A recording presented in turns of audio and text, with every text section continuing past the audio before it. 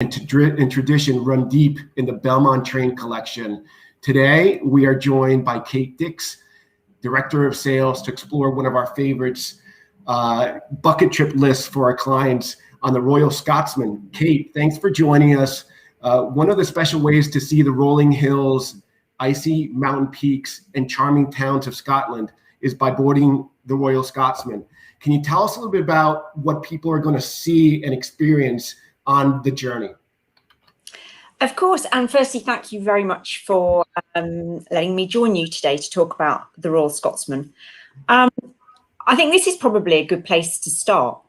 This is a view of the Torridon mountain range, just one of the vistas that you're likely to see on any of our journeys. The scenery changes all the time, but you are likely to see not only this mountain range, but even on our 3-night journey, you're going to get the most amazing view of Ben Nevis if the skies are blue and clear. You'll see lochs, clearly. You'll see islands. Even on one of our journeys, you can actually see the Coolin Mountains on the Isle of Skye from the train. So the scenery is ever changing. You also pass by gorgeous little towns and travel over viaducts, and perhaps the most famous one of all, the Glenfinnan Viaduct, which was made famous in the Harry Potter films. So it's a constantly ever-changing scenery, picture postcard scenery right before your eyes, changing all the time. And then you mentioned there's you guys have a few different journeys that people can enjoy. Some are maybe 3 or 4 or 5 nights. Can you tell us a little bit about the differences between the different journeys? Yeah, of course. So on the screen now, you'll just see a summary of the different routes that we offer.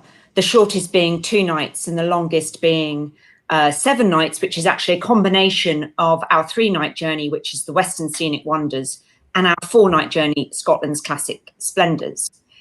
Each of the journeys is designed to give you opportunities to take in, obviously, the incredible scenery that Scotland and the Highlands of Scotland particularly are so well known for. But all of the journeys, depending on the time that you have, even the 2-night journey, as its name suggests, gives you that little taster of the Highland scenery, a visit to a wonderful family-owned private estate where you can try your hand at fly fishing or clay pigeon shooting, those real sort of country pursuits. And they each differ in their own way. The Western Scenic Wonders takes you along the west coast, as the name suggests. Scotland's Classic Splendours includes some of the real sort of highlights and perhaps the most well-known places and those sort of cultural icons such as Plockton and the Kyle of Lochalsh, which is incredibly well photographed, the Island Donan Castle, for example. So again, each of these itineraries varies greatly, and it really depends on the duration that you have at the time you have available. So it sounds like it's something that people can go, experience one of them. They're going to love it, the 3-night journey, and then you go back and do the other 4-night journey if you can't combine them in one shot, because they're just exactly. No, you're absolutely right. You can you could mix and match. You may choose to do, and we actually do have a number of repeat clients that perhaps one year might do the 4-night and they've enjoyed it so much that they're going to come back the following year to do the Western Scenic Wonders. Scotland has so much to offer, and as I say, each of these journeys showcases something different and unique about the Scottish Highlands. And even the time of year is going to be a little bit different, right? If you go, early, late spring, or early summer, or late spring, early summer, and you go back in the fall, you're going to see something completely different, I would imagine. Absolutely. The start of the season, it's not uncommon to see those snow-capped mountain ranges, particularly if it's been a particularly cold winter and into spring. So you're right, it's changing all the time. But there's also, a number of different festivals across all of Scotland throughout the year. Probably one of the most famous would be the Edinburgh Tattoo, for example, which takes place in August. So again, it's always fun to be able to combine a trip on the Royal Scotsman with something that's happening in Scotland, in any part of Scotland, or in Edinburgh, such as the Tattoo, for example. Gotcha. And I think, I think going specifically back into the train, it's such a luxurious experience. And it just starts with this just unbelievable warm welcome as you board the train. Tell us a little bit about the welcome, what people can experience for the cabins, and maybe some of that service when you're on the journey. Yeah, of course. So the whole Royal Scotsman experience starts at the famous Balmoral Hotel in Edinburgh. Again, a landmark in itself, really. So check-in is at the Balmoral, and from Balmoral, it's just a few steps down to Waverley Station in Edinburgh, where the gleaming deep burgundy carriages of the Royal Scotsman are waiting to welcome guests on board. There's something really quite magical about hearing the sound of a Scottish piper who is there to greet passengers as they come down onto platform 2, and you literally follow this piper towards the open doors of Royal Scotsman. You can see there in the background a passenger boarding, and the Scotsman is there, and there's something, I mean, it's magical. Goosebumps sort of, come over you. It's really something very, very special. Once on board, you're shown to your cabin, and then everyone congregates in the observation car for a champagne reception. And off the train goes to the sound of a piper on the platform, and lots of, sort of passengers going about their daily life in Edinburgh and waving as the train departs Edinburgh Station. Well, so I think you said like the goosebump experience. I think we've had clients who have never traveled on train. They join you in Edinburgh and they just become huge train fans, and all of a sudden they just go into the other experiences that you have in your collection or other trains. So it really is that experience that you talk about that just brings people in, and then just when you become that fan, you're just like, all right, now I got to do it again in another place. So it's just it really is an amazing experience that people have there. Absolutely. And I mentioned, that sort of the first time on board where everybody congregates in the observation lounge for a champagne reception as the train departs. And this, for example, is just one of the views from the observation lounge. This is Glenfinnan Viaduct, which I mentioned earlier, which was it's always been a very famous viaduct, but let's just say it's perhaps become even more famous as it's highly featured in the Harry Potter series. But just to give you a little bit of an indication of what you can expect on board in terms of your accommodation, the train has a maximum occupancy of 40 guests. And we have a number of twin bed cabins, and we also have a few double bed cabins too, as well as singles. All of the cabins are en suite. They're decorated very much in the style of a sort of Edwardian country house. And I think that's really the way to kind of get across the atmosphere on board. It's an intimate atmosphere. Obviously 40 guests, it's not that many. And it very much feels like you're on or staying in a small country house, boutique guest house, and you're all there together to celebrate something or celebrate a birthday or an anniversary. And there's this real camaraderie, there's a real sociable spirit on board the train too. Yeah. So the cabins are all very well appointed. You have all of your home comforts, and you very much are treated as if you are staying in a small country guest house on the rails, and the scenery is coming to you. You're not having to head out there to find it. It's ever changing. You've got picture postcard windows where you can really admire those views. This is the observation car though. Yeah, and again, this is where most of your a lot of the day during the day people are going to be in the observation car, and besides the viewing, because I think that's what's amazing. It's only 40 people. It's super exclusive. You have this beautiful observation car, but people are just transfixed with the views. But besides the views, there's some. Tell us a little bit about the daily life on the train as well, because I believe there's different experiences while you're on the train, going from place to place as well. Correct? So absolutely. So all of the itineraries will include experiences and time off the train. Right. So usually on average, you will have around 2 half-day excursions a day. So you'll, even on the 2-night journey, you'll have your 1 full day with 2 different experiences that day, possibly even 3. And the range of experiences is really quite incredible. We always try and include something for everyone. And I think, over the years, we've adapted our itineraries as well to take in the fact that our audience is getting slightly younger. We do have families on board. We have honeymooners. We have people wanting to be a little bit more active. So, for example, a number of different things that you could do off the train. If I focus on just a couple of highlights, maybe, of some of the itineraries. For example, on the Western Scenic Wonders, which is our 3-night journey, we actually offer an incredible trek at Glen Nevis. And on day 2, as I mentioned earlier, with clear skies, you can see the most incredible view of Ben Nevis from the train. So, on the Western Scenic Wonders, you're really getting out and about into this stunning countryside. You also can visit Mount Stuart, which is the most incredible house and gardens. On the 4-night journey, for example, you've got the town of Plockton that you can visit.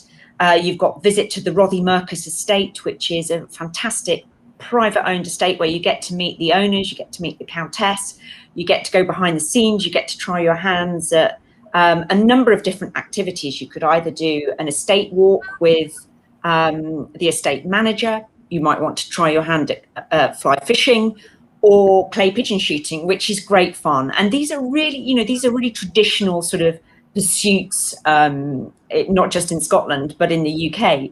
And it's wonderful to have that opportunity to try something that perhaps ordinarily you might not put yourself out to do. And so you have this opportunity.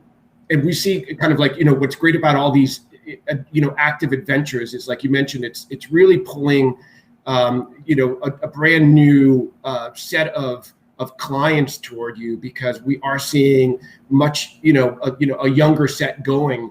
We grew up, in casual work experiences, and dressing down, and people just want to be able to enjoy something that's, classic and a little bit more formal. And they go into this train, be able to experience, maybe dressing up at night and what have you, and then going out the next day and really being active is just, what a wonderful combination that you guys, what a great combination of experiences that you've been able to create. And then also, absolutely. And it keeps going on to Belmond and the train. And the food on the train is fantastic. Tell us a little bit about those experiences at night as well, and some of those options that people can experience during the day. Well, obviously during the day you're out and about, you're exploring. You might have played a round of golf, you might have been really active, you might have visited a castle, you might have shot a few clays, in clay pigeon shooting. So you've had this really active day, and you come back, we always have, on all of our itineraries, we will always have one informal evening and alternated with a formal evening, which gives you the chance to dress up if you wish to. We would suggest and really recommend and can help arrange this, that gentlemen don a kilt.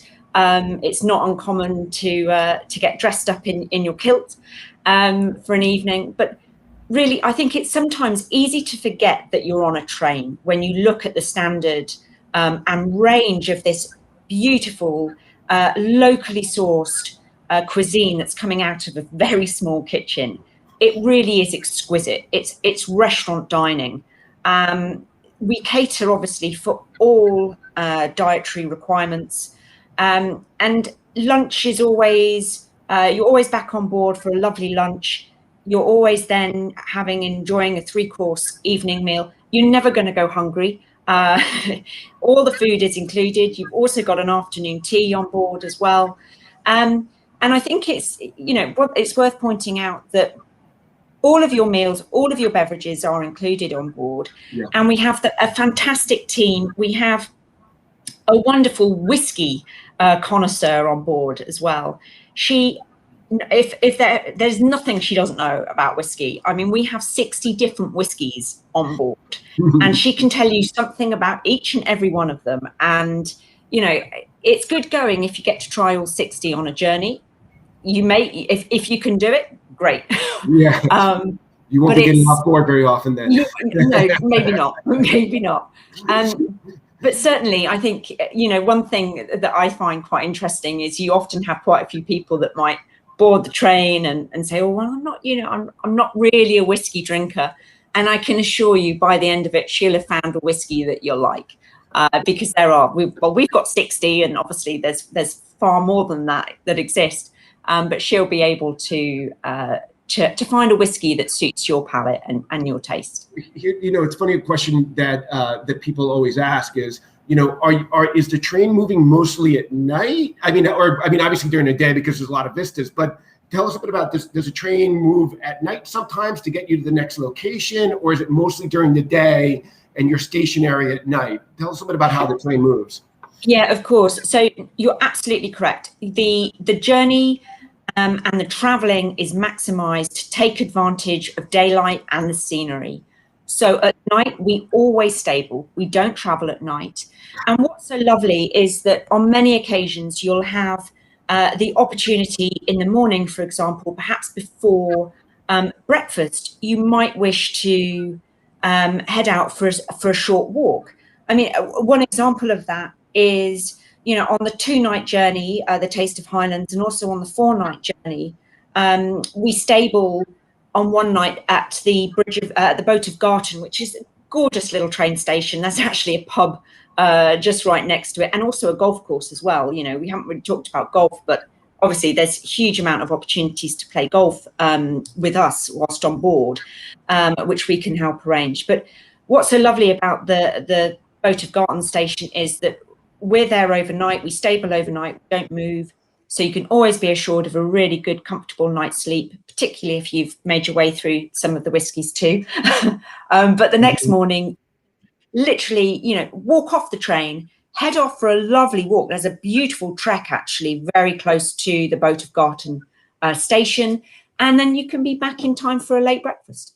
So the train really takes advantage of the scenery, and also then takes advantage of being able to make sure that all of our guests, after all that wonderful sort of Scottish air, fresh air and scenery and being out and about, that yeah, you're assured a very good night's sleep. There's all kinds of little experiences where, like you're showing here, maybe some local music will come on the train. Is this the pub next to the train station, or is this somebody who comes on board and does a little entertainment at night, or is entertainment off the train? Well, actually, this is on board the train. So gotcha. You mentioned earlier, you know, sort of about the dining and some of the evening activities. So of an evening, we always have some form of entertainment. On the left, you can see here the storyteller, the famous charismatic storyteller who comes on board for an after dinner, regaling Scottish folklore or Scottish tales. And he's incredibly entertaining, but he's also, he really captures your imagination too. He sort of really brings Scottish history and folklore to life. Obviously, it wouldn't be Scotland without a wonderful Scottish jig and a Scottish dance.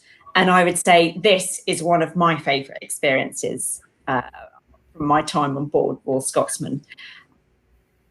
One gotcha. night during a trip, or even maybe 2 nights, there will always be the opportunity, and if the weather's good, we'll spill out onto the platform. This is another advantage of stabling at night. We'll spill out onto the platform. You've got a lovely live traditional Scottish band playing a traditional Scottish jig, and this is a ceilidh. And a ceilidh doesn't require any dancing skill whatsoever. You can have 2 left feet. It really doesn't matter. But you step out onto the platform and everyone's copying one another, and it's just a group dance. And it's just, it's infectious. I defy anyone not to be tapping their feet and wanting to get up and give it a go. As I say, you don't have to be a skilled dancer to be able to enjoy a ceilidh. It's great fun. It really brings everybody together. And I think the one, you know, I think the one, or maybe the last thing maybe we can touch upon is, you do have a spa experience on the train as well. We do indeed. We do indeed. Yes, we have 2 spa cabins. So spa treatments are not included in the price, but it's an optional experience. But we have a full service spa. The therapists are fantastic. I think it involves a lot of skill to be able to do either a pedicure or a manicure. The train is moving, but they can do it. It surprises me every time, but it just shows you how skilled they are. There's also something very relaxing and soporific about having a massage on a moving train. Oh, yeah. So no, it's bliss. It's pure bliss. And even on a 2-night or a 3-night journey, if you have, if you're really keen to have a treatment, then we will, once you board the train at the beginning of the trip, we will go through the schedule with you and give you perhaps suggested times when we can fit in a treatment for you. But we always make sure that there's an opportunity for that. And again, I mean, I think, it's,